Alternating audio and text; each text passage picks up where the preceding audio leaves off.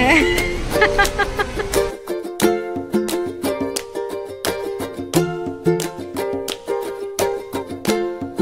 এটা হচ্ছে কার ডেলিভারির দিনের পার্ট 2।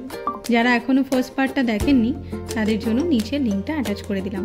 আগের দিন আপনাদের বলেছিলাম রেনো ট্রাইবারের বেস মডেলটা আমরা নিয়েছিলাম যাতে আমরা নিজেদের পছন্দ মতন গাড়িটাকে সাজাতে পারি, আর অবভিয়াসলি দামটাও কম পড়েছিল।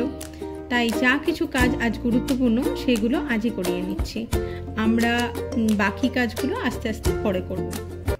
আমরা এখন আবার যাব গাড়ির কিছু টুকটাক কাজ করাবো, আর তারপরে অভিজিৎ এখন বেরিয়ে গেল কাজে। ও নিজে গাড়ির মানে স্কুটিটার নেম প্লেট বসাবে, তারপরে ও নিজে অফিস জয়েন করবে, আর আমি ওই সব করে এখানে ফিরবো। ওকে আবার একটু খাওয়াবো, খাইয়ে দিয়ে আমি আবার পড়াতে যাবো। আমি ফিরবো সে রাত 11টা, অভিজিৎও তখনই ফিরবে, অভিজিৎ একটাই ফিরবে।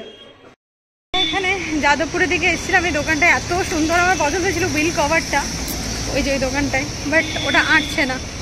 দাদা আমাকে আবার পেমেন্ট রিটার্ন করলো, দেন আমি ব্যাক করছি পাশের দোকানে।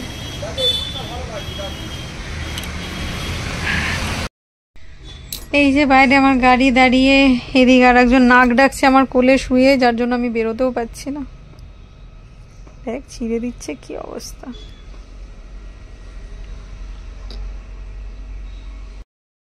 সন্ধে আমার পড়ানো ছিল, একটা পড়ানো ক্যান্সেল করলাম, আর একটা পড়ানো দেখি 7:30 থেকে আছে। বাবারে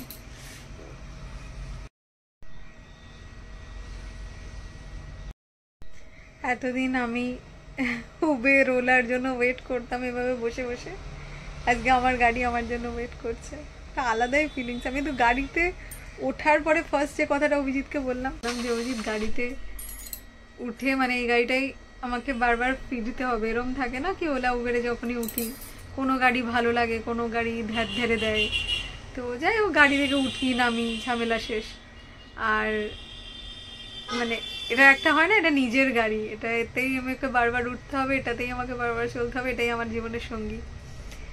এটা একটা আলাদাই ফিলিংস, আমার এত দিনের কষ্টের ফল। একটু কোল থেকে উঠিয়েছি, ও উঠে গেছে ঘুম থেকে। শীতে থেকে থেকে এমন অভ্যেস হয়ে গেছে, এসি চললে ওনার ঘুম পেয়ে যায়।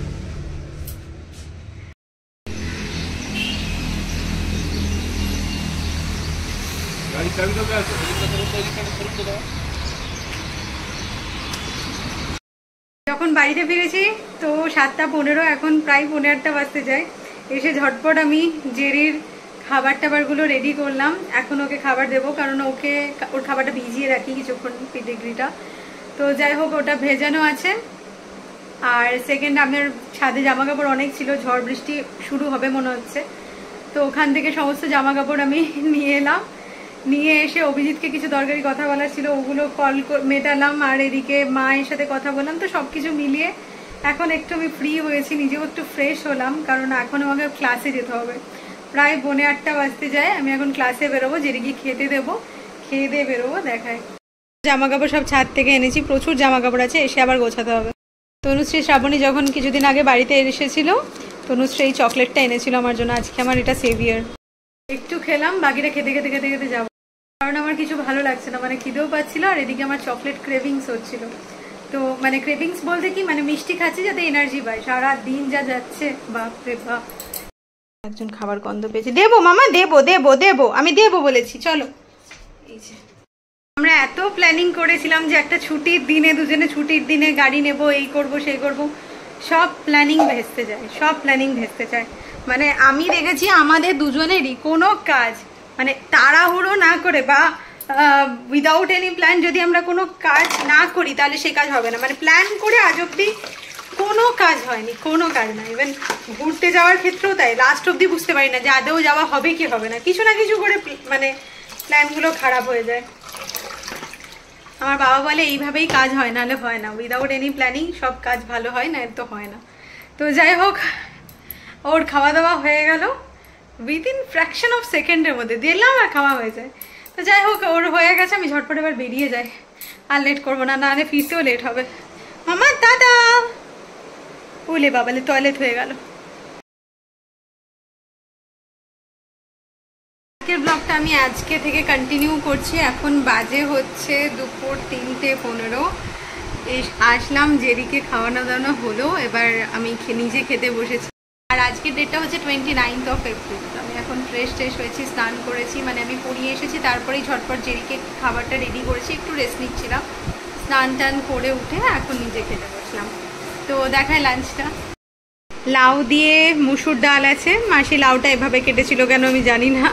তো লাউ দিয়ে মুসুর ডাল, এখানে হচ্ছে আলু পেঁপের তরকারি, এখানে আছে পনিরের তরকারি আর এক বাটি টক দই, আর এদিকে আছে স্যালাড। এই যে জেরিকে খাওয়ানোর পরও এই যে প্লাস্টিক ছিটছে, বাবারে আর করিস না, আর জ্বালাস না আমাকে। ওর খাওয়ানোর পরও আমার পায়ে পায়ে ঘুরবে আর আমাকে গিল্ট ফিল করাবে, এমন করবে যাতে মনে হয় যেন আমি ওকে খেতেই দিচ্ছি না। এই এক বাটি পেডিগ্রি খেয়েছে, এক বাটি, তারপরেও খাবে এখন। তার আগে এসে ওকে আমি দিয়েছি লস্যি দিয়েছি।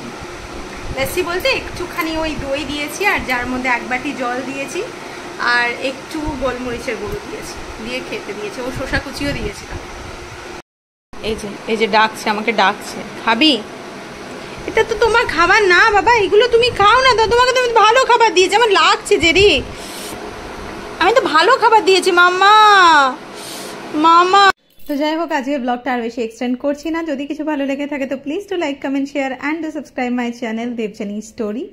আবার দেখা হচ্ছে নেক্সট ব্লগে।